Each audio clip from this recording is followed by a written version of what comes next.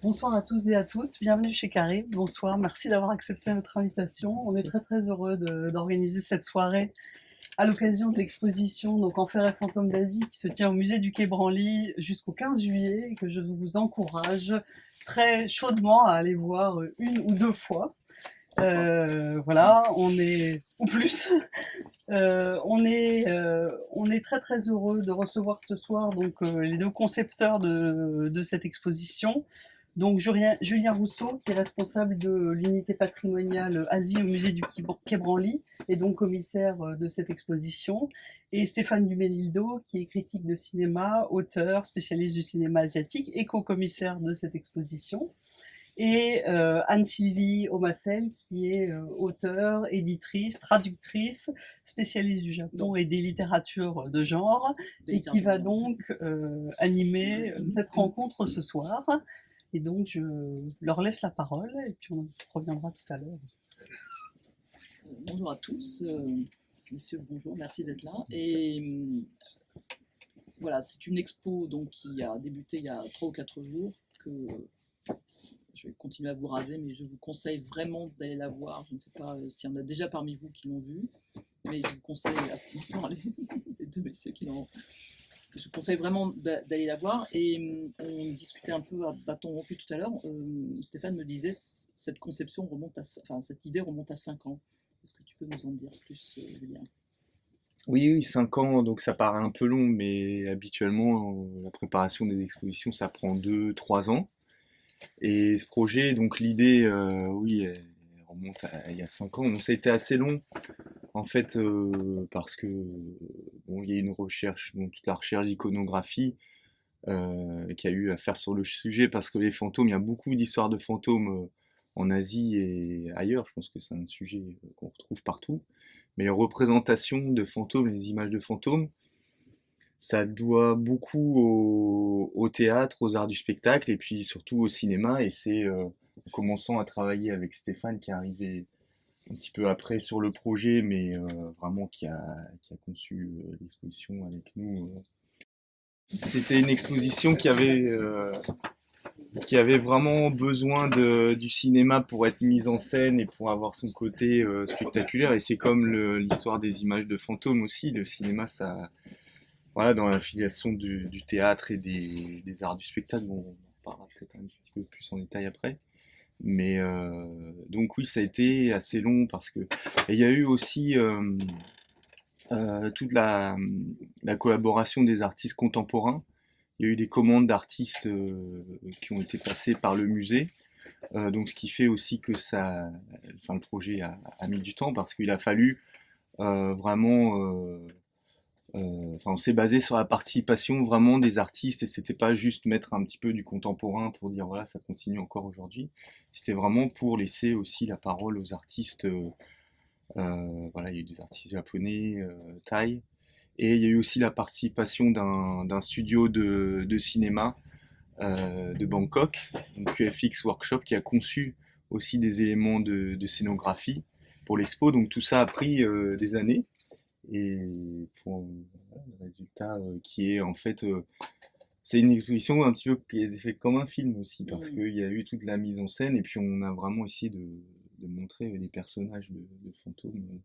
Mais l'idée de travailler sur les fantômes et l'enfer et les enfers, parce que les deux éléments Mhm. sont très forts dans l'exposition. L'idée de travailler sur les enfers, dans le bon ordre, enfer et fantômes, d'où est-elle Alors, venue? au départ, l'idée des fantômes, c'est le président du Quai Branly, Stéphane Martin, qui m'avait demandé donc de travailler, réfléchir à ce projet. Et donc, on a eu l'idée ensuite d'ajouter les enfers parce que, en fait, enfin, en Asie, et enfin, plus particulièrement dans le bouddhisme, il y a un seul type de fantôme vraiment qui viennent, enfin, qui soit issu des textes religieux bouddhiques, c'est le fantôme affamé. Et c'est dans le cadre des représentations des enfers. Donc ça a permis aussi de contextualiser un petit peu, de manière un petit peu plus ancienne par rapport aux œuvres aussi, les œuvres qui sont dans l'expo. Donc on a eu l'idée d'ajouter les enfers et puis le cinéma, bien sûr, et c'est là où le projet a À commencer à vraiment prendre. commencé. Ouais. Ouais. Et pourquoi, alors les gens qui vont découvrir et le catalogue et l'exposition vont constater qu'on se limite, entre guillemets, à 3 pays. Est-ce qu'on peut vous poser la question de savoir pourquoi? Moi, si je parle uniquement du cinéma, par exemple, c'est vrai qu'on aurait pu aller du côté de la Corée, par exemple. Mais il se trouve que les mythologies, en tout cas pour ce qui concerne les fantômes, coréennes, sont malgré tout très proches du Japon. Donc on n'aurait pas pu avoir une distinction extrêmement franche Hmm. entre le Japon et la Corée. Bon, dans le cinéma coréen, on trouve des femmes chats, par exemple, dans les années 50-60. On trouve des fantômes qui ont habillés en blanc, qui errent dans les cimetières. Et la K-horror, qui est un courant qui est très important, qui naît en même temps que la J-horror, en fait, en même temps que l'horreur japonaise. Finalement, elle n'a pas de lien tant que ça artistique, en fait. C'est un courant en soi qui s'est construit et qui demanderait une pédagogie complètement à part, Hmm. qui d'un coup dépasse complètement de ce qu'on peut montrer dans une exposition. Peut-être une programmation qui serait une programmation de 100 films fantastiques Hmm. asiatiques. Évidemment, il y aurait la K-horror coréenne. Mais bon, ça aurait été. Voilà, là, c'était pas possible de l'intégrer à l'intérieur de l'exposition. De la même façon, il y a beaucoup de cinématographie dans le sud-est asiatique qui ressemble à de l'horreur thaïlandaise, c'est-à-dire que des films indonésiens ou malaisiens ou des choses comme ça, finalement, ont des choses qui sont presque équivalentes. Donc voilà, il y aurait eu Hmm. aussi des choses assez, une sorte de confusion aussi. Donc je crois qu'en effet, les trois pôles distincts, Mhm. Chine, Japon et Thaïlande, ça permettait d'avoir des matrices, des entités voilà, sans mélange. Et puis aussi, il y a une chose quand on commence à réfléchir à une exposition et enfin, on a une vision très pragmatique en fait des choses. C'est qu'est-ce qu'on a à mettre dans les vitrines. Et qu'est-ce qu'on montre aussi. Il faut vraiment matérialiser les choses. Parce que faire une expo, c'est construire un discours avec des objets. Mais enfin, le travers, c'est souvent d'avoir une idée préconçue du discours et puis après de vouloir l'illustrer avec des objets. Plus ça va, plus. Enfin, je me dis, et c'est mes collègues aussi, je pense que vous le direz, c'est que on part vraiment de ce qu'on a comme œuvre à montrer et, euh, et on construit ensuite un discours. Enfin, les deux vont ensemble, Hmm. mais faut surtout pas essayer de prendre les œuvres comme prétexte pour illustrer comme les chapitres d'un bouquin. C'est pas du tout ça. C'est qu'est-ce qu'on a. Et donc les fantômes en Asie du Sud-Est et même ailleurs, c'est un sujet qui est, enfin, c'est aniconique en fait. Il n'y a pas vraiment de représentation. Donc il faut chercher, c'est toujours un peu marginal, à part au Japon où il y a beaucoup d'estampes, il y a donc il a fallu aussi donc, se limiter aux régions dans lesquelles il y avait des représentations. Et puis il y a aussi tout ce qui tourne autour des fantômes, l'exorcisme, voilà, d'autres sujets qui sont périphériques mais qu'on illustre sans montrer directement des fantômes. C'est pour ça que Chine, Japon, Thaïlande, ça a été aussi, enfin, comme disait Stéphane, c'est vraiment des pôles en fait. Hein. Hmm. Mais il y a aussi ce qu'on avait à montrer.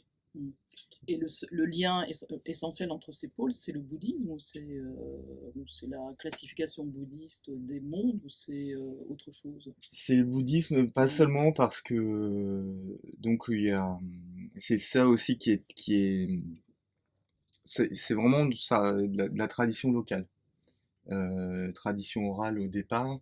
Il y a évidemment un arrière-fond bouddhique, religieux, on peut retrouver des thématiques hein, qui sont en rapport avec le bouddhisme, mais on est vraiment dans des traditions locales. Et à chaque fois, d'ailleurs, dans l'exposition, on essaye euh, on confronte les époques, mais on garde quand même un parcours géographique et on montre qu'à chaque fois, même s'il y a des choses qu'on peut retrouver, l'idée du fantôme vengeur, des choses comme ça, c'est quand même très local et ça renvoie aussi à des fonds de croyances vraiment originaux et qui sont difficiles à généraliser en fait. Mhm. Par exemple, est-ce que vous pouvez parler un peu plus de ce qui se passe en Thaïlande? Parce que peut-être pour un certain nombre de visiteurs de l'exposition, ça sera la partie la plus... on a l'impression de connaître un peu, vraiment très rapidement, très sommairement, la partie japonaise, et puis d'une certaine manière par le cinéma, par un certain nombre de textes, la partie chinoise, mais la partie thaïlandaise qui est très forte et très prenante et très graphique. Est-ce que vous pouvez la détailler un peu tous les deux, à la fois par ces grandes sculptures étranges qu'on voit sur les tombes et qu'on retrouve dans le catalogue, et puis par le cinéma? Bah moi, ce qui m'avait... Enfin, en fait, lorsque j'ai commencé à travailler, moi, j'étais un peu... Je me disais, bon, bah, c'est quand même un grand musée national, donc je cherchais des films un peu... comment dire? Pas de prestige, mais choses comme ça. Et puis, là, c'était Hélène Fulgence, donc la directrice, je sais plus quelle était son... Enfin, qui me dit, non, non, mais allez-y, mettons, on veut du gore de la série Z. Je dis, bon, bah, ça je sais faire, hein, très bien. Et c'est évidemment en Thaïlande que, franchement, c'était le territoire idéal pour ça. C'est-à-dire que autant, autant on peut trouver des films de prestige, évidemment au Japon, Kwaidan, par exemple, de Kobayashi, qui est vraiment une grande œuvre. Autant en Thaïlande, on trouve évidemment, bon, on parlait de culture locale, mais des séries Z qui sont aussi des films locaux, des choses qui peut-être n'ont d'exploitation que en vidéo ou en DVD ou des choses comme ça. Et c'est là où il y avait évidemment les choses les plus graphiques et les plus délirantes. Alors je pense à ce film qui s'appelle Narok, l'enfer, voilà, qui est ni plus ni moins qu'une sorte de version infernale de Cannibal Holocaust, quasiment, quoi, hein. On est vraiment dans des scènes de torture, de choses comme ça, enfin, dans un pays délirant, bon, avec des choses extrêmement gore et violentes. Et ensuite, en voyant bah, voilà, les statues que QFX avait créées pour l'exposition, bah, c'était exactement la même chose, hein. Les arbres d'épines, des choses comme ça. Et pareil, un démon, un fantôme local qui est Krasu, hein, cette fameuse tête volante, voilà, avec les intestins, le cœur, etc., qui vole dans l'air, alors qu'on la retrouve aussi dans des films comme Mystique in Bali. En fait, elle vole dans plusieurs pays du sud-est asiatique, elle même à Taïwan aussi. Rien que son apparence, rien que voilà, est délirant, grotesque et bizarre. Et donc ça, on le retrouve dans des films quasiment à l'identique. Donc ça, là, c'est là aussi où il y a un passage immédiat, en fait, de la tradition au cinéma. Alors, je parle même pas de Pipop, qui me fait faire des cauchemars depuis que je l'ai vu, là, qui est ventre avec ses doigts, là, fantôme éventreur, voilà. Et, et d'où viennent-ils alors, ces fantômes-là? Comme Est-ce que disait c'est Stéphane, des fantômes ou c'est autre chose? c'est difficile à dire parce que donc en Thaïlande on appelle les pi. En fait, pi c'est un terme vraiment générique qui désigne à la fois des fantômes, effectivement, des revenants, mais aussi tout un ensemble de créatures surnaturelles. Donc si vous demandez même à détail qu'est-ce que c'est qu'un pi, c'est trop difficile à... Mais c'est un terme générique donc qui regroupe des entités qui sont très différentes. On a par exemple le pi qui a un génie tutélaire. Par exemple, à tous les échelons de la société, il y a un pi pi de la maison, du village, de la rizière, du temple, de la province, voilà, etc. Et il y a des pis qui sont associés à des éléments naturels. Par exemple, il y a un pi dans les cours d'eau, à un croisement. Et il y a aussi des pis de la jungle. Plus convenable. Voilà, donc tout ça, ça couvre un ensemble de créatures surnaturelles différentes, mais en même temps qui sont sur une certaine continuité conceptuelle, puisque c'est le même mot qui les désigne, mais ils sont tous potentiellement ambivalents. Donc ce serait... voilà, c'est un contresens en fait de vouloir catégoriser ça parfaitement, parce qu'on est dans de la tradition orale aussi, puis de la religion populaire vécue, donc par les gens qui donnent aussi le sens qui veulent. Voilà, ça par exemple, c'est Pi Kong Koi, c'est le vampire qui ressemble d'ailleurs au vampire sauteur chinois. Donc lui, c'est un esprit de la forêt, et donc ces Pi, surtout les Pi de la jungle, c'est les principaux Pi qui ont fait carrière au cinéma, donc ils sont directement sortis de la tradition locale. Et il y en a certains qui sont associés à la contagion de certaines maladies, par exemple le pip-hop, c'est le spectre éventreur donc, qui sort de la jungle. Mais au départ, à la campagne, on associait le pip-hop à la contagion des maladies digestives. Puis Crasseux aussi, ça c'est vraiment un spectre de la forêt. Et lui, il est plutôt responsable de la disparition donc des petits animaux. Par exemple, on retrouve des poulets ou des cochons morts le matin. On dit voilà, c'est Pied Crassoué qui est sorti la nuit. Donc c'est ça qui était intéressant, c'était de relier le cinéma avec tout l'arrière-fond, enfin voilà, de côté un peu ethnographique sur qu'est-ce que c'est que l'épi et l'histoire de ces esprits locaux. Et ces esprits sont représentés par ces sculptures sur les tombes, dans les cimetières, dans les villages, de quelle façon Donc ça c'est relativement récent là, les images qu'on voit dans le catalogue, c'est donc tout ça a été repris un petit peu dans l'iconographie bouddhique contemporaine et dans ce qu'on appelle les jardins ou les parcs aux enfers, donc en Thaïlande. C'est développé depuis les années 60-70, ces temples avec des installations de sculptures qui représentent les tortures et les créatures des enfers. Donc au départ, Crassoué, c'est pas une créature des enfers, elle n'est pas du tout décrite dans les textes bouddhiques, mais les artistes petit à petit les ont intégrés dans cette imagerie des supplices et des enfers. Et donc, la fonction de ces sculptures, c'est d'illustrer en fait la morale bouddhique comme les peintures le faisaient autrefois et continuent de faire aujourd'hui, les peintures sur les murs des temples ou sur les manuscrits, donc qui illustrent directement les textes. Mais donc dans ces parcs aux enfers, on retrouve toute cette imagerie populaire aussi qui s'est amalgamée en fait avec les représentations bouddhiques des enfers. Mais ces parcs sont dans les villages, sont dans les... C'est dans les temples. Dans les temples, d'accord. Ouais. Et bon, c'est des parcs, hein, donc derrière les temples, voilà, on arrive dans la forêt, c'est parfois un peu isolé, mais c'est vraiment en rapport avec l'illustration des enfers. Parce que les pies, à part dans le cinéma, on les trouve jamais. Dans le théâtre d'ombre, il y a des figurines de théâtre d'ombre, mais autrement, c'est pas un sujet vraiment artistique. Et il y a dans le catalogue, vous avez repris donc toute une série. Est-ce que moi, ce qui m'a frappé, mais ce qui m'a aussi interrogé dans l'exposition, c'est finalement l'absence de la littérature, d'une certaine manière, ou la relative discrétion de la littérature. Comme on est dans une librairie et que malgré tout, c'est comment bon. Parce qu'il y a en même temps, il y a des textes, il y a quelques textes d'ailleurs exposés, notamment.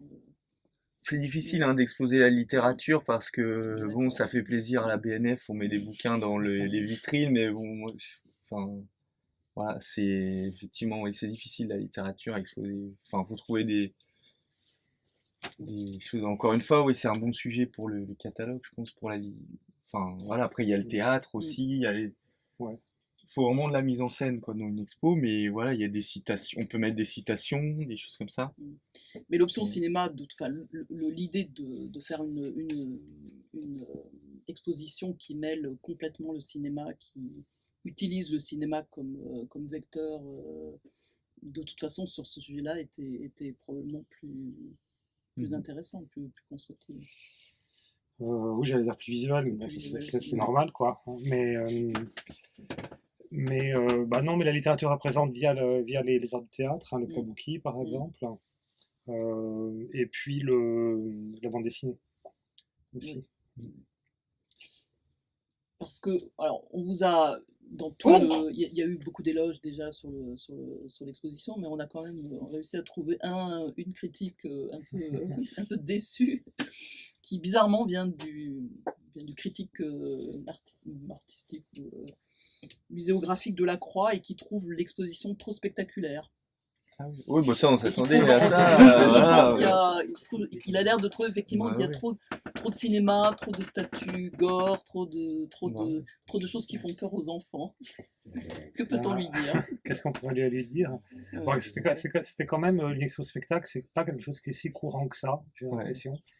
Et donc, mais là, ça s'y prêtait évidemment via via le cinéma. Et puis c'est vrai qu'on s'est permis des choses, en effet, comme les hologrammes. Mm. Voilà, donc avec une danseuse de Butoh qui interprète le rôle de Iwa. À défaut de pouvoir montrer, par exemple, du kabuki ou des choses comme ça sur scène, dans l'exposition, on a imaginé vraiment de créer un hologramme avec l'apparition d'Oiwa, mais alors comme elle apparaît dans les estampes, voilà, avec, sortant de la lanterne et apparaissant. Donc ça c'était quelque chose en effet spectaculaire, mais qui était, voilà, qui est une création pour l'exposition aussi, et la même chose pour la femme chat. Donc je sais pas comment est-ce qu'on pourrait lui répondre. C'était pas ça le concept de. C'est un choix, mais en plus, de ça, bon, c'est sûr, on s'est amusé aussi à faire l'expo, donc ça fait plaisir. Et en même temps, enfin, pour aller plus loin que ça, c'est que ça nous est semblé vraiment pertinent, en fait, de traiter le sujet sous l'angle du spectacle, parce que c'est comme ça aussi que les fantômes existent en Asie aujourd'hui. Et voilà, le cinéma, enfin, c'est une des choses qu'on connaît le mieux du Japon hein, aujourd'hui.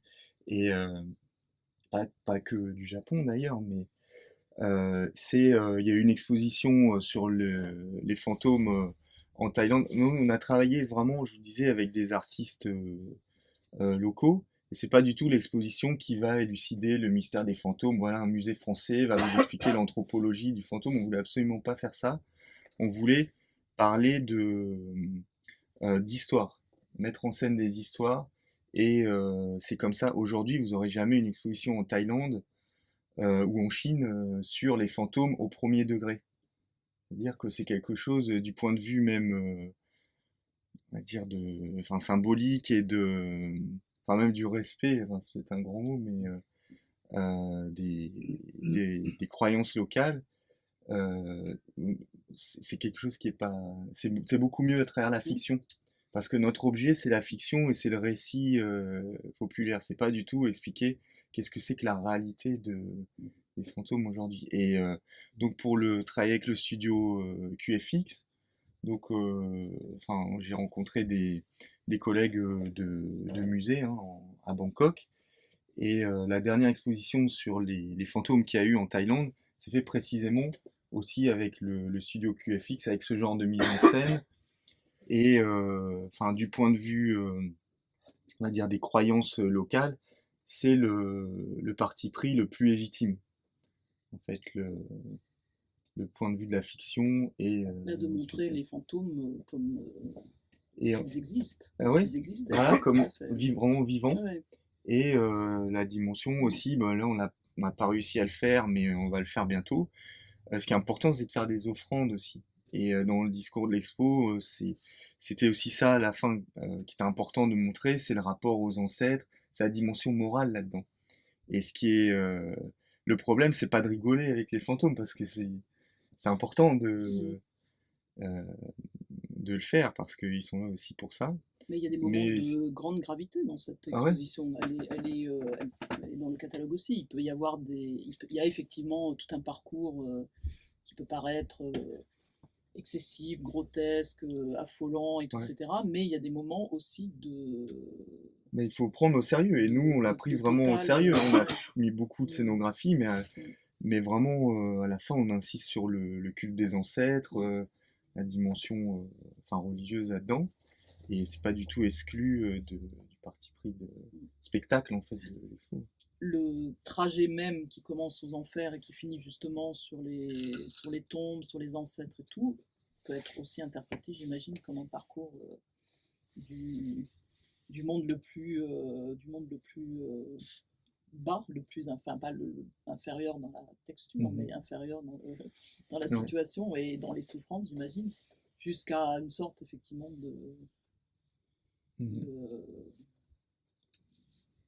pas d'élévation, mais enfin de libération. De libération et d'un discours assez tranquille sur la mort. La dernière salle, enfin, je ne vais pas tout vous dire, mais la dernière salle est très.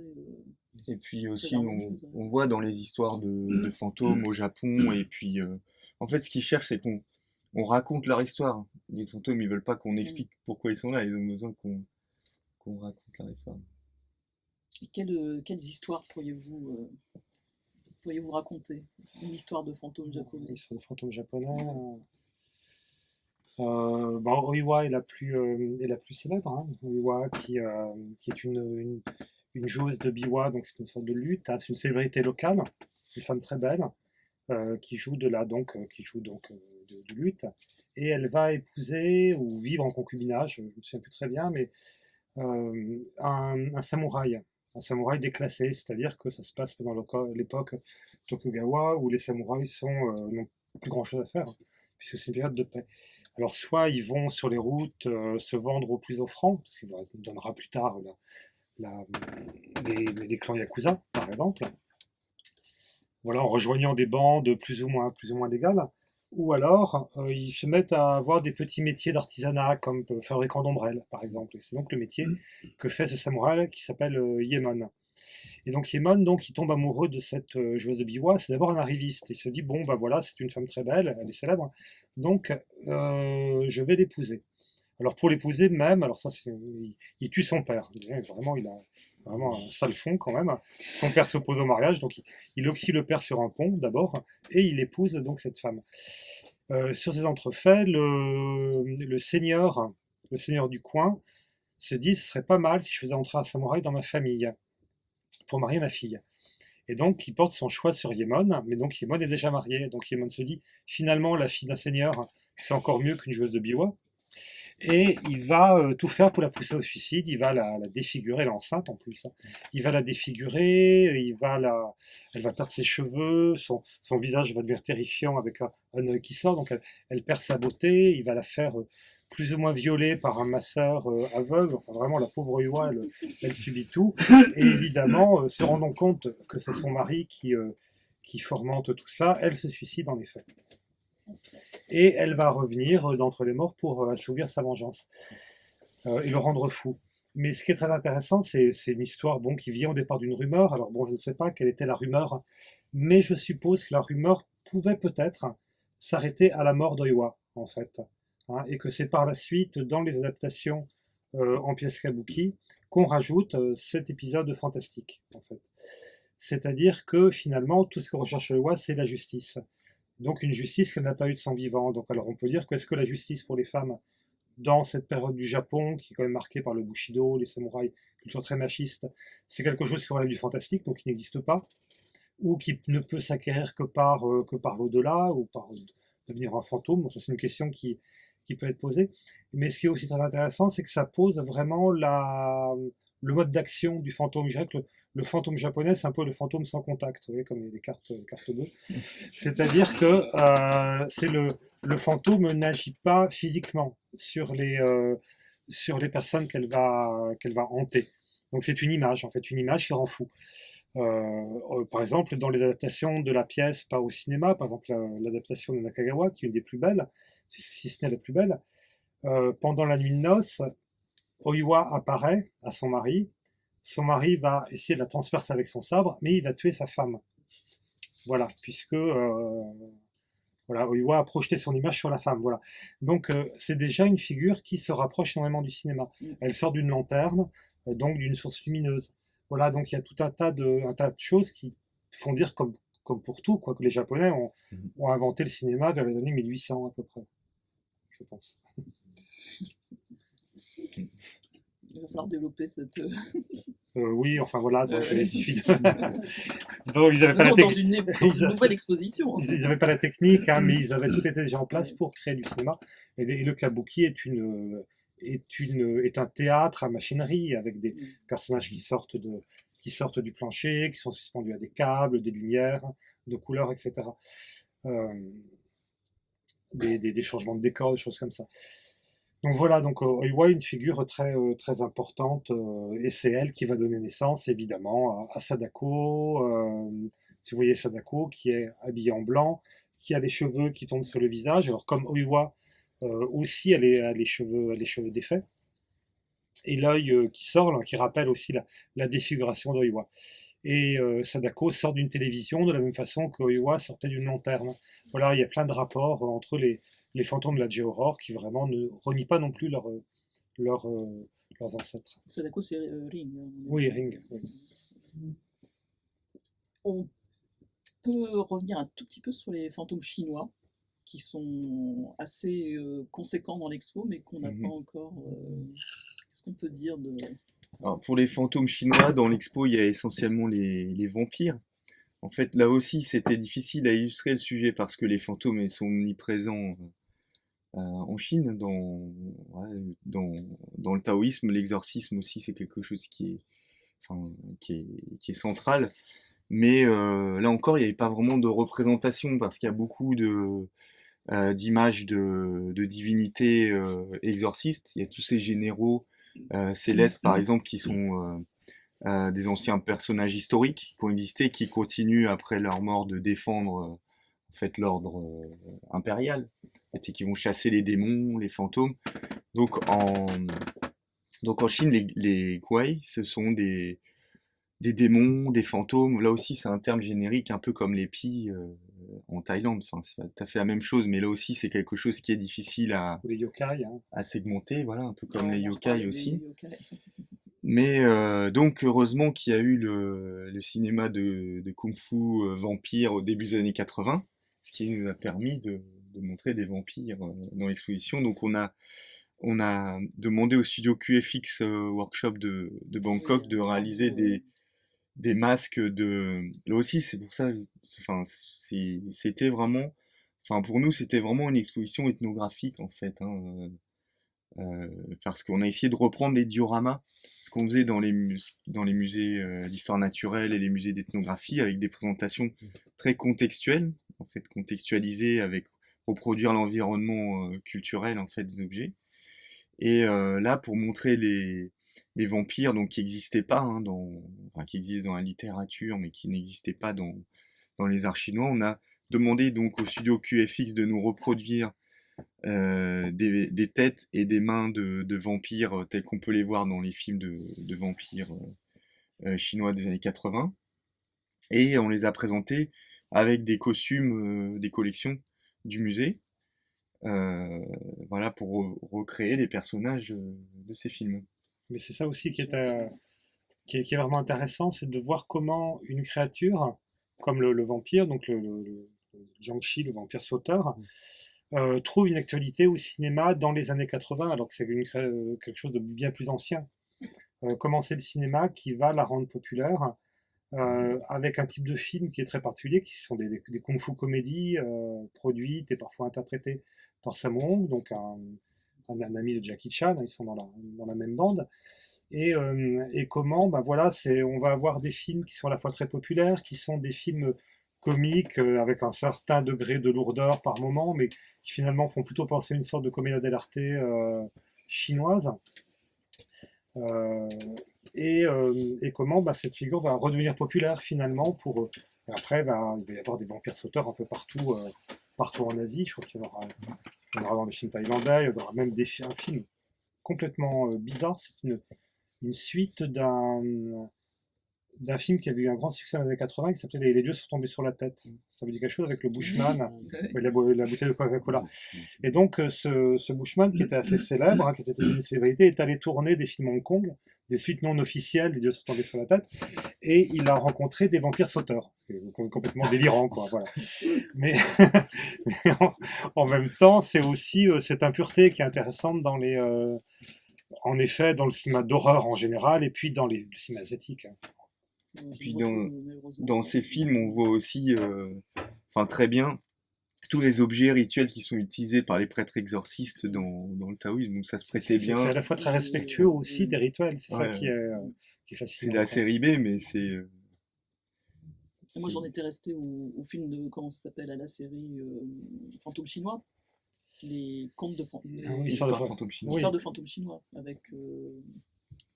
Donc là, on est plutôt avec des exorcistes bouddhistes. Parce qu'il y a la concurrence aussi dans certains films. On le voit aussi dans le quatrième Mister Vampire. C'est la concurrence entre l'exorciste taoïste et l'exorciste bouddhiste. Donc il y en a un qui prend ses sutras et puis l'autre qui prend les sabres à sapèque. Et puis c'est un peu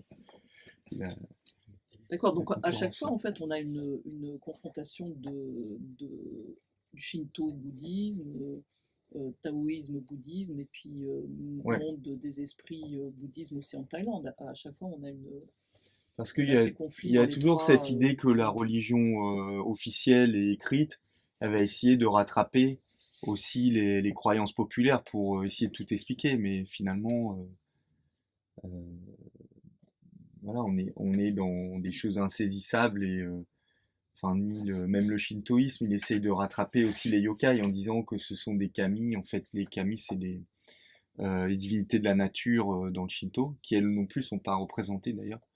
Mais en disant que les yokai, voilà, c'est après tout c'est des kami, mais de rang inférieur, donc qui n'ont pas été aussi décrits Puis on dans les voit comment textes. ça s'enrichit. Par exemple, je crois que personne ne doute maintenant que Totoro, par exemple, est devenu un yokai Mm. en soi. En fait, il fait partie maintenant de la mythologie Comme japonaise, Kitaro, oui. comme Kitaro. Voilà, donc Alors que Kitaro au départ n'est pas du tout un yokai traditionnel. Non, non, Euh, non, mais aujourd'hui, enfin, voilà, c'est clairement c'est devenu un des yokai les plus connus, hein. On peut parler un tout petit peu des yokai parce qu'il y en a quelques-uns dans la partie manga, donc allons-y. Ou la partie manga et la partie aussi rouleau. Ouais. Les yokai, Ah, vas-y, vas-y, je prends. Ouais, les yokai là aussi, donc c'est un terme qui a beaucoup de sens. En fait, sont toutes les créatures fantastiques du folklore. Qui peuvent être soit associées à la peur de certains lieux. Par exemple, il y a le yokai de la salle de bain qui mange la crasse de la salle de bain. Euh, Certains phénomènes inexpliqués, par exemple les bateaux qui vont chavirer. Voilà, ça va être un yokai aussi marin qui va. Les disparus de montagne, les voyageurs en montagne qui disparaissent, ça va être le yokai de la montagne. Ça peut être aussi des créatures inoffensives qui sont juste étranges, ou aussi des objets de la maison. Par exemple, on raconte que passé l'âge d'un siècle, les objets sont tellement chargés en fait de présence d'esprits humains qui vont s'animer, et c'est pour ça qu'il faut pas les jeter parce qu'ils sont voilà, il y a c'est infini en fait, et ils évoluent en fonction des histoires de chaque époque que les gens racontent et qu'on retrouve aussi en fonction des différents. Voilà, il y avait les estampes à l'époque Edo, la peinture avant l'époque Edo.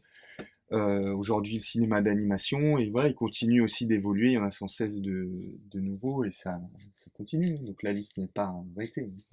Il y a un très bon texte dans le catalogue de Stéphane Beaujean sur la bande dessinée d'horreur japonaise, qui justement parle de Yokai Boom, voilà, des années 60, 70, je sais plus, mais qui en tout cas est l'œuvre de Shigeru Mizuki essentiellement. Voilà, avec Kitaro, qui justement c'est lui qui redonne un coup de neuf au yokai, qui était une mythologie dont on ne parlait plus beaucoup, en fait, hein, qui était beaucoup moins présente.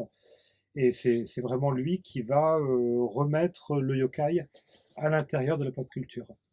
Alors il a Voilà. publié pour les gens qui connaissent les éditions Cornelius. Aux éditions Cornelius, les éditions Cornelius ont publié à peu près toute son œuvre. Il est mort il y a 2 ans maintenant. Ouais, à peu près, Shigeru Mizuki, oui, et il y a 2 magnifiques ouvrages sur les yokai, le dictionnaire des yokai et puis un grand album avec juste des dessins des dessins des yokai avec ses explications Ouais.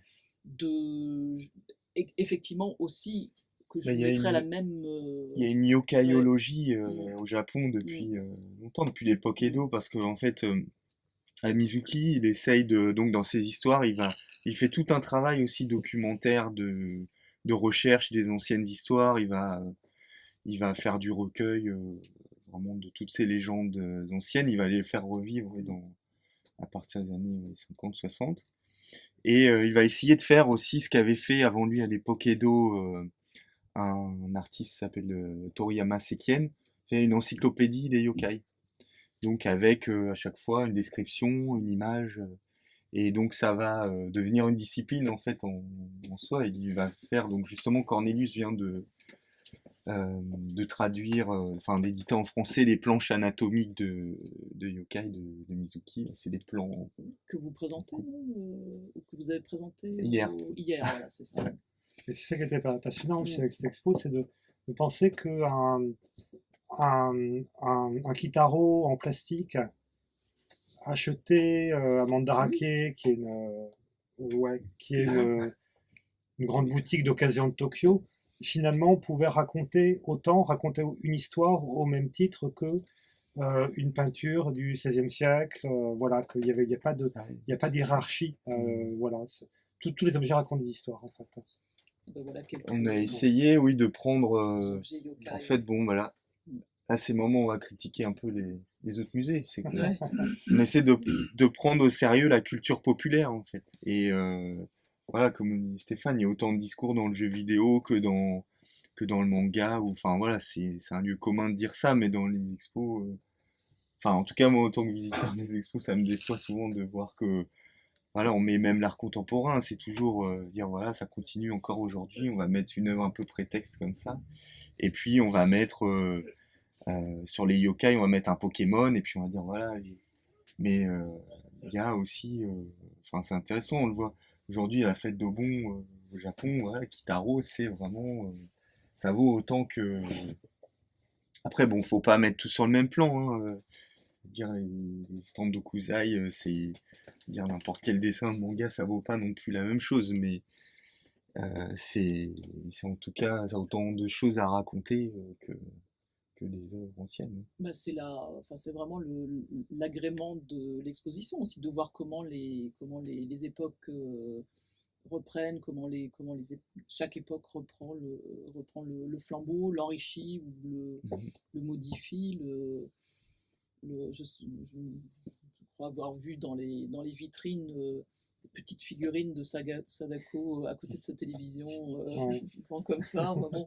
Et Ça, c'est une masterpiece de voilà, collection particulière. Collection Mais voilà, mais il n'y a pas de. Enfin, le spectateur invente sa hiérarchie et ses rapports entre ces objets, parce que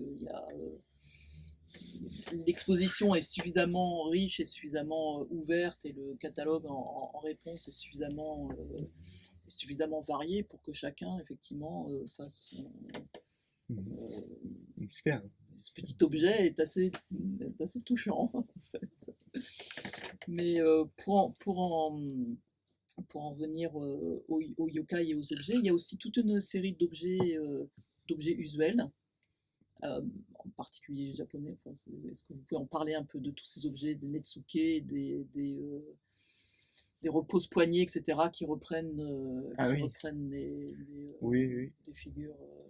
Ça, bon, c'était pour illustrer un peu enfin, la diffusion de l'iconographie du fantôme à l'époque Edo, parce qu'avant, c'est vrai que ça existait, hein, il y avait déjà, enfin, dès le XIIe siècle, il y avait ces rouleaux, par exemple, qui représentaient des revenants affamés. Donc là encore, dans le cadre de l'illustration des enfers du bouddhisme.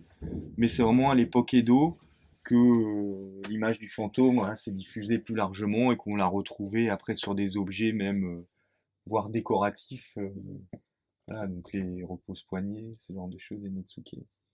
Et ça, c'est une particularité, oui, de l'époque Edo. Ouais. Et qui préfigurent les objets qu'on voit plus tard, les boîtes de bonbons Mais des d'ailleurs, années 2000, la sculpture miniature, les netsuke, bon, les netsuke sont des sculptures miniatures au départ qui servaient de fermoir aux boîtes à compartiments qu'on suspendait à la ceinture des kimonos.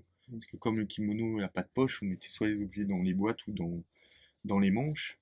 Mais donc petit à petit, ces sculptures miniatures, elles sont devenues enfin, un type de sculpture enfin, en soi, et c'est devenu aussi des objets décoratifs et de collection.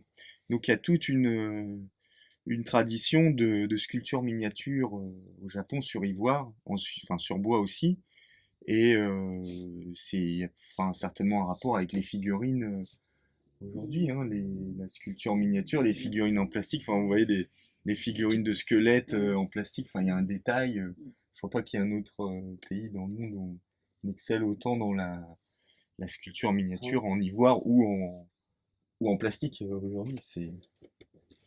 Et dans la représentation des poupées aussi, il y a un certain nombre de poupées, il y a un certain nombre d'enfants. Ah oui, alors ça, les poupées, ça, bon, on est content de l'avoir. Hein. On a failli pas l'avoir. Les poupées, ça, l'idée, c'était, donc quand on a visité enfin, une des choses qui nous a fait le plus peur avec Stéphane dans les maisons hantées au Japon, c'était les maisons poupées. Les maisons hantées dans les fêtes foraines, hein, je précise. Non, pas de vraies maisons Les hantées. attractions. D'accord. Oui, les poupées, oui, oui. Donc il y avait cette pièce avec donc des rangées de poupées, une pièce comme ça dans l'obscurité, avec ces petits rires d'enfants sadiques. Et Ouais, donc ça fait évidemment, peur, ça hein. fait très peur. Et nous, donc au Quai Branly, on a toutes ces séries techniques parce qu'à l'époque, jusqu'aux années 70-80, enfin même après, je dirais malheureusement, les ethnologues, ils ont collecté des séries techniques. Enfin, je dis malheureusement parce que ça encombre beaucoup les réserves. On a toutes les séries techniques, les fabrications, voilà, les paniers à riz avec toutes les brins de les fibres, l'assemblage un par un. Donc ça nous fait des séries de centaines de numéros, la fabrication des ombrelles. Et donc on avait des séries techniques de fabrication de poupées. Et on s'est dit, voilà, on va pouvoir, avec ces poupées des années 30, donc on a aussi des belles poupées, et puis ces ensembles un peu macabres de têtes, de bras de poupées qu'on a utilisés pour faire notre maison hantée de poupées dans l'expo. Et pourquoi vous avez failli pas la voir, hein, puisqu'elles étaient dans vos réserves? Ah non, mais ça c'est... Ah, c'est des... ça- Private joke. Non, D'accord. mais parce que les expos, je vous disais tout à l'heure, c'est un peu comme les films, c'est que c'est toujours un peu la bataille entre les réalisateurs et les producteurs qui, au début, nous disent que tout est génial, et puis quand on arrive à la réalité budgétaire où il faut couper tel prêt et telle œuvre, voilà, telle scène avec les cascades, les hauteurs qui bougent, allez. Donc ça, on a essayé de garder l'hologramme aussi, c'était... Mais bon, on est content parce que c'est ça aussi qui fait l'originalité de l'expo. C'est aussi des effets de scénographie. Ils sont un peu coûteux, mais c'était bien.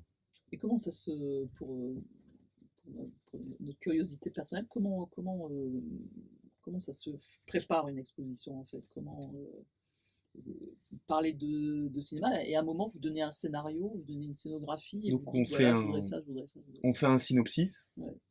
Et avant le synopsis, on fait, enfin, je vous disais tout à l'heure, c'est vraiment, bon, il faut une idée évidemment, il faut des idées, il faut essayer de construire un discours, mais il faut vraiment partir enfin, on a une vision très matérielle en fait des choses. C'est l'espace qu'on a.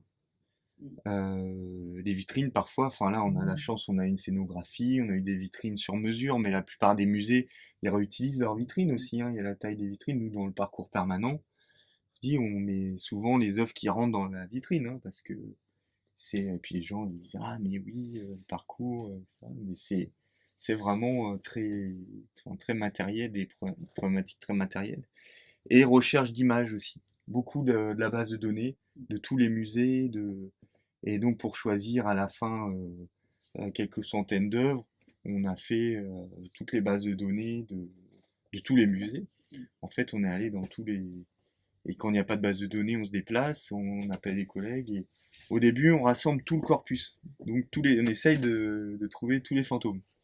Et puis après, Après vous faites le tri, on fait le tri. ça doit être Entre très ce qui est dur. prêtable, Ouais. ce qui est exposable. Après, il y a la durée d'exposition aussi. Quand vous faites une exposition, ça dure 3 mois, généralement, parce que tout ce qui est art graphique, tous les matériaux qui supportent pas des durées d'exposition plus longues que 3 mois, voilà, c'est pour ça aussi que c'est très court. C'est que toutes les expos, vous voyez, toutes les expos d'art graphique, vous voyez toujours sur les livres d'or, ah, c'est très sombre, on voit rien. Ouais.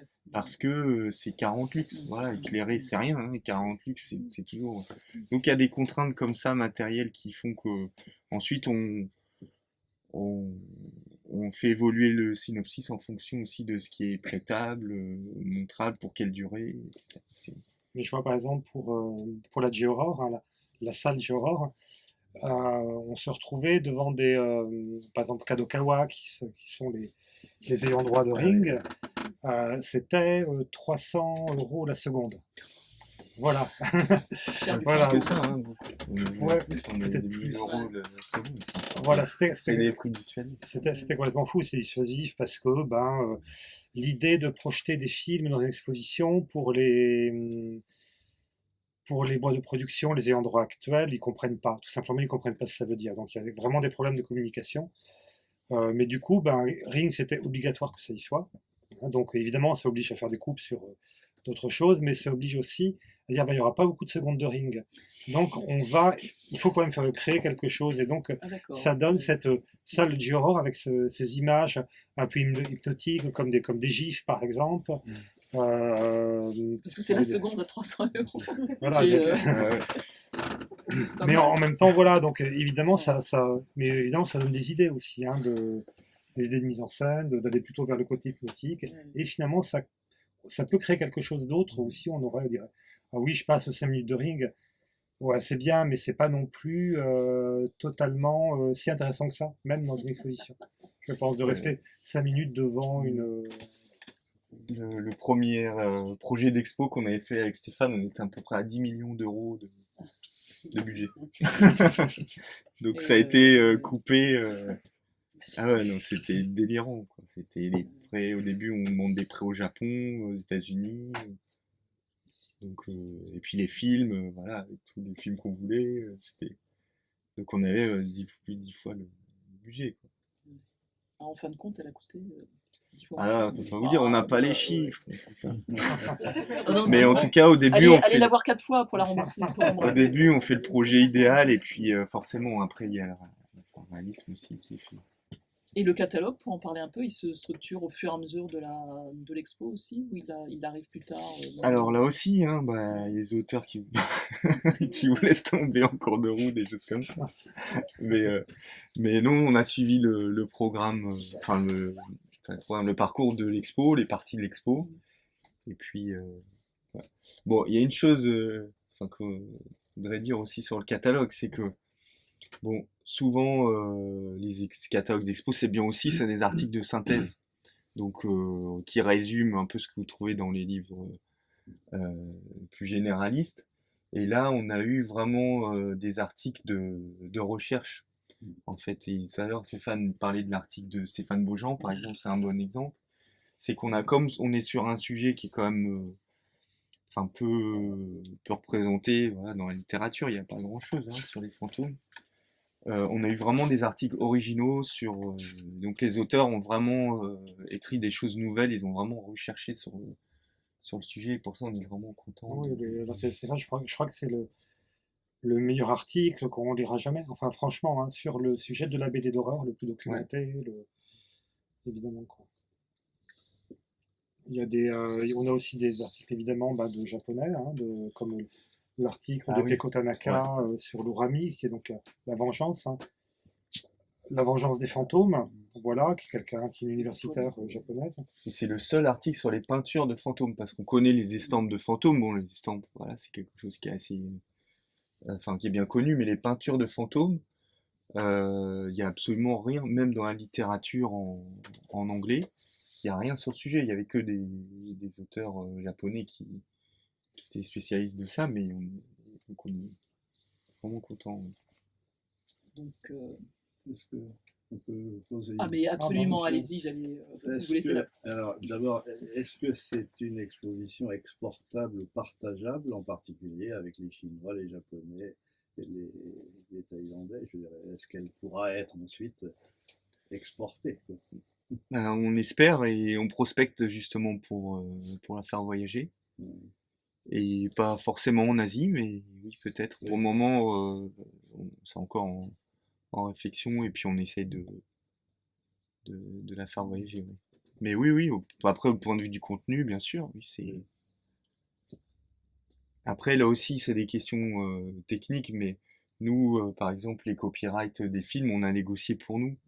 Donc la difficulté de cette exposition, c'est qu'il y a des expos du Quai Branly qui ont voyagé beaucoup, par exemple tatouage, ça arrête pas, hein, ça continue encore aujourd'hui. Mais là, il y a vraiment le musée qui rachèterait cette expo, il devra renégocier tout ce qu'on a déjà négocié pour les films, donc c'est un peu compliqué. Mais dans des versions raccourcies ou on peut changer un peu ça pour. On peut imaginer une traduction du catalogue en anglais. Ah oui, ça serait bien. Ouais. D'autres questions? J'avais juste une question sur parce que comme je ne suis pas encore allé voir l'exposition, je ne sais pas s'il est présent le film Histoire fantôme chinois French Anime Story de 1987. Oui, oui, oui, oui. Soyons précis. Sa source. Ah oui, pour Oui, son oui, livre. il y est, oui, oui. Bon, on a la scène justement qui se passe aux enfers avec le nuque infernal qui ouvre son manteau, puis les têtes qui sortent, etc. Et puis on entend le moine faire son, ça je m'en souviens jamais, mais Oui, pour le voilà. Ah oui, et puis il y a de très beaux extraits extrêmement bien présentés de Jigoku aussi. Ouais, Jigoku. Et Jigoku fait l'ouverture de l'exposition. Bah, ça, c'était beau aussi pour montrer l'importance du cinéma, c'est de faire commencer l'expo par justement Jigoku, qui en fait, qui n'est pas un film, qui est un film honteusement méconnu, je dirais, hein, parce que c'est quand même un très très grand film, hein, voilà, de Nakagawa, qui est aussi assez très méconnu, voilà, et qui représente le fleuve des enfers avec les brumes et tout ça. Donc voilà, il faut traverser ce fleuve-là, et puis il faut passer à travers ce film pour entrer dans l'exposition. J'ai remarqué aussi que tu avais réussi à coller un Terayama. Oui, oui, oui, oui, évidemment. Particulièrement. Un Terayama qui fait la transition entre les yokai et la Thaïlande. Alors, Terayama n'a rien à voir avec la Thaïlande, par ailleurs. Mais justement, par contre, il a à voir avec les yokai, en tout cas les démons, hein, parce que Terayama, donc, qui est un dramaturge japonais des années 60-70, avec sa troupe de théâtre, c'était vraiment les démons du Japon, c'est des créatures exubérantes, scandaleuses. Et justement, c'est un extrait d'un film qui s'appelle Le labyrinthe d'herbe, où le personnage voit apparaître les démons de son enfance. Dans un grenier, il craque une allumette, et puis ces créatures apparaissent. Et l'extrait, déjà donnait une vision un peu, voilà, un peu parallèle des yokai qui m'intéressaient. Ça mettait aussi du spectacle vivant dans l'expo. Et puis, c'était une bonne transition entre les yokai justement et la Thaïlande, mais juste par les couleurs, en fait. C'est quelque chose qui est très coloré, il y a beaucoup de rouge, de couleurs éclatantes, et ce qui permet ensuite de passer aussi à la partie thaïlandaise, qui est une des plus chatoyantes. Voilà. Des plus exubérantes. Oui. Puis la bande son aussi qui est complètement folle, Ouais. qui marche bien avec les... C'est une expo où les sons sont Ça, extrêmement, ça a été prenants. vraiment Mm. des sujets pour la scénographie, c'est parce qu'on met beaucoup de films, c'est vite la cacophonie, en fait, il y a une interférence sonore forte, donc là, il fallait aussi... Mais c'est très très bien réglé, c'est très doux. c'est assez doux, en fait, ouais. Il y a une sorte de murmure constant, assez Mhm. spectral en fait, qui est un des Ouais. charmes de cette exposition. Totalement du catalogue, mais on retrouve d'autres choses évidemment en termes d'érudition. Mais à l'époque de la réalité virtuelle, là, on n'avait pas constitué à l'intérieur de l'exposition un studio où on pourrait faire apparaître comme ça les fantômes, je sais pas. Non, mais il y a les jeux vidéo. Il y a les jeux vidéo. Ah, Mais il n'y a pas de la réalité virtuelle, non, de la VR. Hein. Ça, le week-end du 23 juin, il y aura un week-end spécial sur l'exposition où le musée sera ouvert toute la nuit. Ah ouais, c'est pas 23 ou 8 alors C'est deux dates Ah, c'est deux différentes. dates différentes. Alors, vous le allez 20 parler de ce qu'il y a autour de. Alors, parce qu'il y a ouais, des tas bah, de choses autour de l'expo. oui, oui, c'est l'occasion d'en parler, oui, parce que le 23 juin, donc il y aura vraiment un grand week-end, il y a une programmation vraiment, enfin, il y a plein de choses, tout public. Donc il y a des conférences, il y a plein d'ateliers pour les enfants, donc ça c'est habituel, mais en plus de tout ça, donc le musée est ouvert toute la nuit, donc il y aura des projections de mapping 3D dans le jardin, avec des fantômes dans les arbres du jardin, de la fumée. Il y aura un jeu de réalité augmentée dans la médiathèque, donc on pourra chasser les fantômes avec des casques de réalité virtuelle dans la médiathèque. Il y aura du cinéma en plein air sur la terrasse du musée.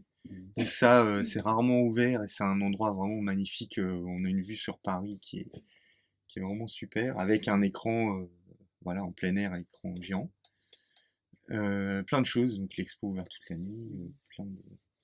Et le 8, le 8 juin, il y a aussi quelque chose. voilà, le 8 juin, il y a une soirée qui s'appelle le Before, qui sera essentiellement des spectacles. Alors il y aura qui vont couvrir nos trois pays. Il y aura une représentation de fantômes thaïlandais par une danseuse burlesque qui s'appelle Lala Morte. Il y aura Yoko Higashi donc, qui fait la Oiwa en hologramme et la femme chat en ombre chinoise, et puis des fantômes dans l'exposition, qui vient faire une sorte de spectacle buto psychédélique avec des Elle est Oui. sur la Ah oui, couverture de- oui, oui. Ouais, elle était déjà Ah. sur la couverture de mon livre. Voilà, un spectacle voilà, de buto psychédélique avec des couleurs de Bertrand Mandico. Il y aura les moines Shaolin contre les vampires sauteurs par une troupe de danse hip-hop. Ah oui, parce que le hip-hop et les vampires sauteurs, c'est vrai. Ça marche bien. Et il y aura le grand retour à Paris d'un groupe d'idoles japonaises qui s'appelle les Necronomidoles. Faut pas être Voilà. arachnophobe, mais à part ça. Voilà, oui, oui. Et voilà, qui vont faire une session, donc ce sera l'occasion de voir des idoles, et puis celles-ci sont vraiment, vraiment excellentes. Voilà. Donc c'est le 7 juin et le 23. Le 8 juin. Le 8 juin et le 23. Et puis il y a un programme cinématographique assez riche. Oui, qui se quasiment termine tout. dans une semaine. Ah non, en fait, c'est pas tout le monde. Voilà, et qui le principe c'était de ne pas rester uniquement sur l'Asie, mais de voir des correspondances avec des films occidentaux. Voilà, ce qui permet aussi de revoir des beaux classiques, hein. Non seulement les films de Nakagawa ou les films de Koshi Kurosawa, mais aussi des choses plus inattendues comme Histoire de Marie et Julien de Jacques Rivette, par exemple, qui est un film de fantôme. Ou alors Ne vous retournez pas de Nicolas Roeg, qui est magnifique et qui a beaucoup de liens aussi avec le cinéma, les fantômes asiatiques, mais bon, uniquement parce que il y a des liens entre les fantômes anglo-saxons et les fantômes japonais, la présence de l'eau, de l'humidité, ce genre de choses. Ou alors, par exemple, Carnival of Soul aussi de Carvey. Voilà. Donc il y a pas mal de choses et ça continue encore une semaine. Et ce soir. Il n'y avait rien. Non. C'était rien. Ah non, c'est le 18. Oui, exact. Le 18, il y a C'est fermé. Oui. un film de chat. Non Oui, Le il y aura chat. il y aura les femmes chats, Ouais. c'est-à-dire le film de Nakagawa qui s'appelle Le manoir du chat fantôme, voilà, qui est un mélange entre des éléments kabuki ou légendaires de femmes chats, et puis Edgar Poe, Le chat noir, voilà, qui est un très beau film, et couplé avec Batman Returns de Tim Burton, parce que Selena Kyle, la Catwoman, a des éléments aussi japonais. Alors je ne sais pas si c'est dû à la culture japonaise de Tim Burton ou peut-être que c'est un hasard, mais elle a le même mode de fonctionnement, c'est-à-dire que c'est l'employé d'un homme d'affaires qu'on peut assimiler à un seigneur japonais. Voilà, cet homme d'affaires la tue, les chats la raniment, et elle va accomplir sa vengeance. Donc elle suit des schémas assez proches. Et puis bon, c'est un beau film qu'on n'a pas l'occasion de voir très souvent finalement. Donc c'est l'occasion. Schrödinger. Oui. Mais en termes comment dirais-je, de bibliographie fantomatique, si j'ose dire, est-ce qu'il y a, puisqu'on est ici dans une librairie quasiment universelle, est-ce qu'il y a une encyclopédie générale mondiale des fantômes? Est-ce que ça existe? Je pense qu'il faut la espèce de construire Google soi-même. des fantômes? Je pense il faut la construire soi-même. Alors évidemment, pour le Japon, l'élément essentiel, c'est l'Afka de Horn. C'est, quel que soit ses titres, parce que Kaidan, Kwaidan, Histoire de l'au-delà, etc. Donc il y a plusieurs éditions. Pour ceux qui ont de la chance de trouver le Japon de l'Afka de Horn dans l'édition 1000 pages, c'est ça? 1000 pages de Mercure de France qui malheureusement a été épuisée, mais qu'on trouve encore et qui réunit ces Oui. 4 recueils. Et aussi des notes sur le Japon, des choses, c'est vraiment très très bien. Mais ça, c'est vraiment indispensable. C'est vraiment, en plus, c'est une beauté absolue. Et l'histoire de l'Afka de Horn est magnifique aussi. Cet homme qui est allé dans beaucoup de pays. C'était gréco-irlandais. Gréco-irlandais, ouais. Et qui va, à la fin de sa vie, découvrir le Japon et épouser une femme japonaise, avoir des enfants, et être enterré au Japon sous un nom japonais qui est Koizumi. Koizumi Yakumo. Voilà. Et donc les Japonais le connaissent sous son nom japonais. Donc ça c'est vraiment étonnant. Et ce qu'il a fait, donc c'est en fait un occidental, un folkloriste, comme les frères Grimm, si on veut. C'est lui qui a donc rassemblé ses contes et qui leur a donné, je pense, une dramaturgie aussi, dont a pu s'inspirer le cinéma. L'Afka de Horn, il est irlandais, donc il participe lui aussi de ce grand courant du fantastique irlandais des années du 19e siècle, au même titre que Bram Stoker ou Oscar Wilde, en fait, tous les grands, ou Le Fanu, et donc lui, il va recréer ça au Japon. Oui, puis il a toute une période américaine où il débarque en Amérique à 17 ou 18 ans, il est amateur de gore en fait. C'est un des premiers. Il devient journaliste après quelques années un peu de galère. Il devient journaliste dans diverses grandes villes et il finit d'ailleurs son parcours américain à la Nouvelle-Orléans. Il va écrire sur le vaudou. Et il est connu dans les diverses rédactions qu'il va traverser pour avoir un tempérament de goule. Dès qu'il y a quelque chose d'un peu... il va dans les morgues, il va voir les lendemains d'incendie, il écrit sur les meurtres les plus épouvantables qu'il puisse imaginer. Ses collègues savent qu'il aime ça. Et il a vraiment cette... il n'a pas que cette dimension, mais c'est quelqu'un qui, dès sa carrière américaine, a une prédisposition intéressante pour à la fois le fantastique et une forme d'horreur tout à fait... C'est pour ça que les Kwaidan sont beaucoup moins jolis qu'on le pense souvent, hein. On n'est pas pas tant que ça dans un genre de fantastique de l'estampe. Il y a des choses qui sont vraiment beaucoup plus crues et violentes. Ah oui, il y a beaucoup de têtes coupées, ouais. d'enfants morts, de choses tout à fait horribles. Et Kwaidan vient en fait de reparaître dans une nouvelle traduction chez Corti, voilà, mais on peut le conseiller. Et sinon, effectivement, il existe dans la première traduction, qui est une traduction quasiment contemporaine de sa publication, une traduction tout début des années 10 en France, par une dame qui se fait appeler Marc Loger, mais qui est une dame en fait, qui a traduit beaucoup de... Ces traductions sont très élégantes et très... Puis il y a les insectes, donc, traduit par Anne Sylvie, qui est aussi un livre sur les fantômes. Parce que les esprits affamés, les gaki, si j'ai bien compris, peuvent aussi apparaître... Mais c'est grâce à vous, c'est partie de l'exposition. C'est grâce au livre traduction de Insectes de Lafka de Hearn, en fait, qu'on a eu l'idée de montrer les mini-fantômes et les fantômes d'insectes. Et donc, c'est en lisant Lafka du Hearn qu'on a relié en fait, les fantômes aux moustiques et voilà, aux autres sauterelles, aux grillons, surtout aux grillons, parce que bon, le volume qu'on a fait pour le sonneur vient en fait d'un volume qui avait été fait par les élèves de la Lafka de Hearn, qui avaient passé une bonne partie de sa vie à enseigner l'anglais au Japon. Il est mort en 1904 et dans les années 20, ces étudiants qui étaient devenus en général des professeurs d'anglais au Japon ont décidé de lui offrir post-mortem une série d'hommages, dont un volume sur les insectes. Parce qu'il s'intéressait énormément aux insectes, à la relation des insectes avec les enfers, la mort, les fantômes.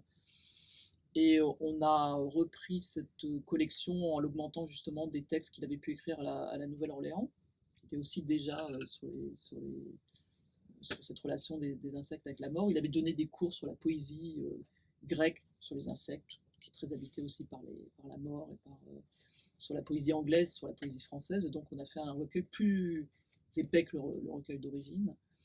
Mais effectivement, les 3/4 de ces textes sont en relation directe avec... C'est-à-dire que Lafka de Hearn est de toute façon notre prédécesseur à tous. Ceux qui s'intéressent aux fantômes japonais, au folklore. Et puis au Japon plus largement, parce qu'il y avait une lecture recommandée de Lafka de Hearn qui est...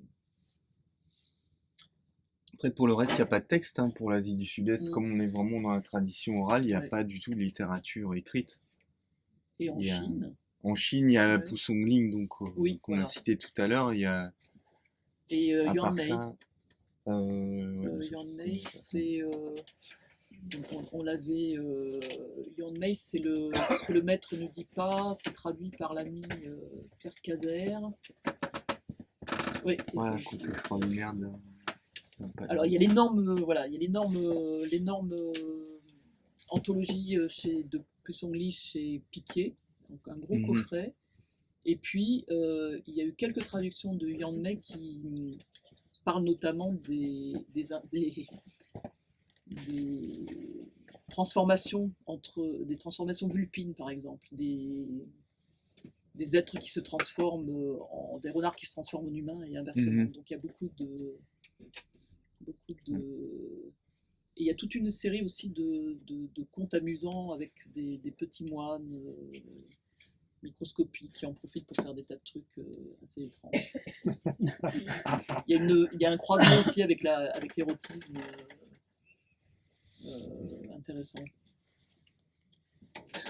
Oui. Voilà. Mais c'est vrai que en traduction, en tout cas, il y a peu de choses disponibles. Non, à part le Japon, la littérature. Hearn fait allusion à des longs traités bouddhistes, et notamment dans ce texte qui s'appelle le Gaki, qui concerne sur les esprits affamés. Il fait allusion à plusieurs traités bouddhistes, mais il explique en général la traduction complète de tel ou tel chapitre horrifierait le lecteur. Donc nous contenterons de lui en donner un extrait. Voilà, il y a des choses à faire encore. On peut dire peut-être un dernier mot sur l'adolescente japonaise. Moi, je voulais en parler. Ouais, De toute bah, façon. voilà. Bon, merci déjà. Voilà. Merci à Merci vous. de votre attention. Merci Mais avant à de- vous de cette magnifique. Merci beaucoup. Avant de prendre un verre et de continuer la discussion de manière plus informelle, je voulais, comme il est l'usage, qu'on dise quelques mots des livres de Stéphane et des livres d'Anne Sylvie. En commençant par celui-ci, Fantôme du cinéma japonais, qui a évidemment un grand lien avec l'exposition, c'est un livre qui est paru en 2011 chez Rouge Profond, donc qui dresse un panorama des films de fantômes japonais centrés sur cette période du J-horror des années 90-2000. Donc il se penche à la fois sur les racines des films de fantômes japonais, et donc on voit que c'est un genre qui a existé dès l'origine du cinéma, dès l'apparition du cinéma au Japon en 1910, avec l'adaptation dans le cinéma des histoires de fantômes japonais qui étaient présentes dans la littérature, dans le théâtre et dans les arts graphiques. Depuis, donc en utilisant la littérature japonaise, depuis ses racines, depuis la littérature du XIe siècle, avec les histoires qui sont maintenant du passé, donc recueil, je crois, qui date de la fin du XIe siècle et qui a lui-même nourri la littérature de Lafcadio Hearn plus tard, et donc les histoires et le cinéma. Donc on retrouve toutes ces figures, on peut les retrouver dans l'exposition du Quai Branly. Disons que l'exposition du Quai Branly, mon livre est vraiment sur la J-horror. En fait, il y a qu'un chapitre, même assez court au début, qui parle justement même des films des années 50. Hein. Et moi, je me suis vraiment beaucoup plus focalisé sur cette période des années 90, qui est d'ailleurs, je trouve, qui n'est même pas encore aussi explorée. Enfin, disons, les films ne sont pas tous disponibles, même maintenant, mais qui est vraiment une période passionnante, un renouveau du cinéma japonais, en fait, tout simplement. Donc effectivement, avec une génération de personnes dans le cinéma qui venaient de l'univers de la télé et donc qui a créé cette... Et donc le livre est passionnant parce qu'il dissèque à la fois les films les plus célèbres et puis des films moins connus. Et puis ça montre cet âge, ce nouvel âge d'or du cinéma d'épouvante. Et puis il se conclut à la fin par des entretiens avec différentes personnalités comme Hideo Nakata, le scénariste de Ring, et puis Kiyoshi Kurosawa par exemple. Voilà, alors comme souvent les livres de Stéphane, c'est une fabuleuse envie, une fabuleuse machine pour donner envie de replonger dans les salles obscures, de voir, de découvrir ou de redécouvrir beaucoup de films et souvent beaucoup de livres aussi. Donc il y a celui-ci, qui est Le Miroir Obscur. Alors on n'en a qu'un exemplaire, il est en cours de réimpression, donc si vous le voulez, précipitez-vous. Donc c'est une histoire de cinéma de vampire qui est parue en 2013 aussi chez le même éditeur, Rouge Profond. C'est intéressant puisque le constat c'est que le cinéma est né à peu près en même temps que le moment où Bram Stoker écrivait et publiait Dracula, donc à la toute fin du 19e siècle. Et puis en fait, la naissance du cinéma, loin de tuer la figure du vampire, en fait, l'a fait s'épanouir, puisque le vampire est une figure qui n'a pas cessé d'évoluer, influencé par la littérature, par les contextes sociaux, les contextes politiques. Et voilà, bon, depuis le Nosferatu de Murnau en 1922, il y a, je pense, pas beaucoup de créatures dans le cinéma qui ont été autant influencées et aussi changeantes, horrifiques, séducteurs, sexuels, puritains, monstres assoiffés de sang, jeune fille avide d'amour. Voilà, c'est une créature cinématographique immortelle et on découvre ça dans le livre qui est tout à fait passionnant de Stéphane. Et puis donc celui-ci dont je voulais parler, qui est passionnant, un court essai fascinant qui est paru vendredi dernier chez Le Murmure. Voilà, donc c'est pas très étonnant en fait que l'adolescente japonaise ait intéressé Stéphane Dumézil. Pas seulement parce que l'adolescente est la partenaire privilégiée du vampire, mais surtout parce que l'adolescente japonaise, c'est un sujet passionnant en tant que personnage réel et puis en tant que personnage de fiction. Elle concentre et elle affole tous les signes et puis elle nous raconte en même temps, et c'est ce que ce livre raconte et qui est absolument fascinant, tout ce qui traverse la société japonaise, donc son évolution de la tradition à la modernité, la libération des traditions ancestrales et puis plus tard l'américanisation de la société, son inscription dans le système capitaliste et le règne de la marchandise. Voilà, donc quand on parle d'adolescente japonaise, ça c'est un constat qui est fait tout au début du livre, contrairement à l'adolescent français par exemple. Il y a des images assez précises qui se forment tout de suite dans l'esprit, puisqu'on imagine, puisque cette adolescente japonaise c'est un concentré de code et on la voit tout de suite dans son uniforme marin, avec ses chaussettes montantes qui sont collées à ses jambes. Il y en a une de Brandy. Comment? Ouais. Donc voilà, cet effet, il est passionnant parce qu'en fait, Stéphane explore le monde et le temps clos de l'adolescence, donc dont la reine est la shoujo, donc la jeune fille et l'adolescente, par opposition au shonen, qui se réfère aux jeunes garçons. Et tous les gens comme moi qui sont parents d'adolescents reconnaîtront l'univers des mangas dans ces dénominations. Voilà, c'est un livre qui est construit de manière chronologique, où on voit en fait une véritable histoire du Japon, en nouant au passage quelques liens avec la France, à travers donc la figure, et puis l'histoire du Japon, l'histoire des arts, à travers la figure de l'adolescence japonaise. Donc depuis l'adolescente romantique au début du XXe siècle, en montrant donc ces grandes composantes de la culture shoujo, la communauté féminine, les sentiments amoureux, l'idée du paradis perdu, il y a aussi l'homosexualité, l'androgynie, le travestissement. Puis ensuite les changements de cette adolescente au fur et à mesure du siècle, sa modernité plus radicale à partir des années 50, avec une époque de nouvelle libération des corps, de fétichisme, et puis plus tard l'inscription de cette adolescente dans le système capitaliste, et puis le devenir marchandise des nouvelles jeunes filles japonaises, et enfin à la fin du XXe siècle, début du XXIe siècle, une adolescente de l'apocalypse beaucoup plus sombre, du fait du règne accompli du consumérisme et puis de la catastrophe de Fukushima. Voilà, je vous invite vraiment à découvrir ce texte parce que c'est absolument passionnant et ça dit énormément de choses, non seulement sur l'adolescente, mais sur la société japonaise. Et puis on va peut-être donc...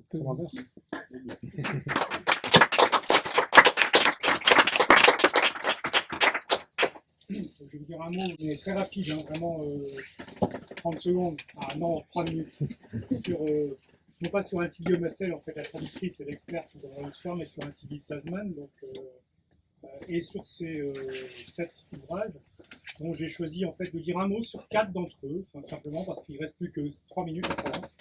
Et je vous encourage vraiment à les lire, je vais vous dire pourquoi, mais très rapidement. En 1997, Au bord d'un enfer noir, c'est un roman qui est fiévreux, qui est aussi intellectuel que Borges, aussi vicieux et machiavélique que Bolaño, et aussi juste à la frontière en fait du fantastique que Hoffman. Voilà. Et bon, après, c'est un secret pour personne que Anne-Sylvie, qu'elle soit Massel ou Sazman, en tant que l'une des personnes clés du Visage Vert, a une connaissance assez profonde en fait du fantastique classique, du fantastique du 19e, du fantastique du début du 20e. L'ensemble des fantastiques, c'est des codes qu'elle maîtrise.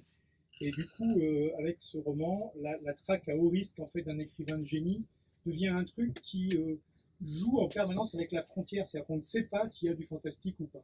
Et moi, je trouve ça magnifique de rester sur la frontière comme ça en disant on ne sait pas.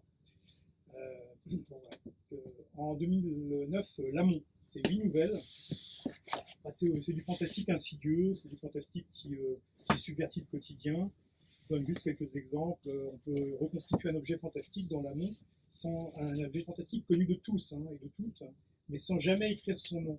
C'est juste en utilisant la façon dont on l'évoque, en fait, et c'est assez extraordinaire.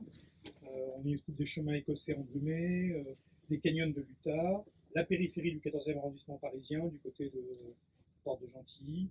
Il y a un cirque autrichien, il y a des sorties scouts. Il faut le dire. La prochaine fois, il y aura une adolescente japonaise. Ouais, mais c'est quand même un recueil qui travaille une connaissance vraiment exceptionnelle des ressorts du fantastique et qui joue avec, en fait, pour vous amener juste là au moment où vous dites ouais, c'est comme ça que va se passer, en fait. Et le recueil suivant, donc Vivre sauvage dans les villes, cette nouvelle, en 2014,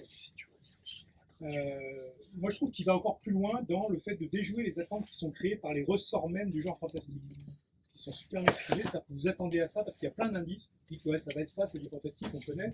Et en fait, il y a vraiment des ruses qui font que ça vous surprend quand même à chaque fois. Et là, on va trouver des légendes japonaises qui sont revisitées et assez machiavéliquement tordues quand même. Ceci, elles sont tordues. Il y a de l'Écosse, pré-apocalyptique ou post-apocalyptique, on ne sait pas, et c'est ce qui fait le charme, on ne sait pas si on est avant ou après. Il y a des imaginaires adolescents qui sont travaillés au pied de la lettre. Il y a un imaginaire adolescent travaillé au pied de la lettre, parfois ça peut être assez terrifiant. Il y a un fonctionnement de signification, y compris les plus inquiétantes ou les plus terribles, de ce que peut vouloir dire un retour à la nature, par exemple. Et donc ça en fait un recueil de nouvelles qui est Vivre sauvage dans les villes, qui est pourtant qu'une des nouvelles, mais qui donne assez bien le ton de l'ensemble, même quand on parle de renard. Puis bon voilà, le dernier, c'est en fait aussi des nouvelles, mais c'est des nouvelles qui forment pour moi une forme de roman. Les dernières nouvelles de Streny, qui est un pari assez incroyable, c'est d'inventer un pays entier qui permet de fusionner et de transmettre et de transmuter tous les imaginaires balkaniques, aussi bien les imaginaires de l'Empire turc, de l'Empire austro-hongrois, que les communismes d'après 1945, les légendes, les paysages, les montagnes, les lacs, les rivages, et tout ça dans ce que Iliana Rémy, en fait, qui avait eu la gentillesse, je crois, de préfacer en fait l'ouvrage, appelé Une nation clandestine, qui saisit 6 moments du pays, de ce pays imaginaire, entre 1880 et 1980, et pour y injecter de la tristesse, de la beauté, du fantastique qui rôde sans cesse mais qui se déclare jamais, et puis du contemporain qui broie, mais qui broie discrètement sans que ça soit un pamphlet ou quoi que ce soit. C'est un ouvrage qui est impressionnant, de Streny, et voilà, moi je tenais à le dire, et donc à vous recommander. Alors je vois Sylvie qui fait non, tout ça, non, pas du Non, tout. je fais rien. Mais elle a tort, et moi j'ai raison. Acheter ce livre, absolument. Voilà. Staline. Merci à tous.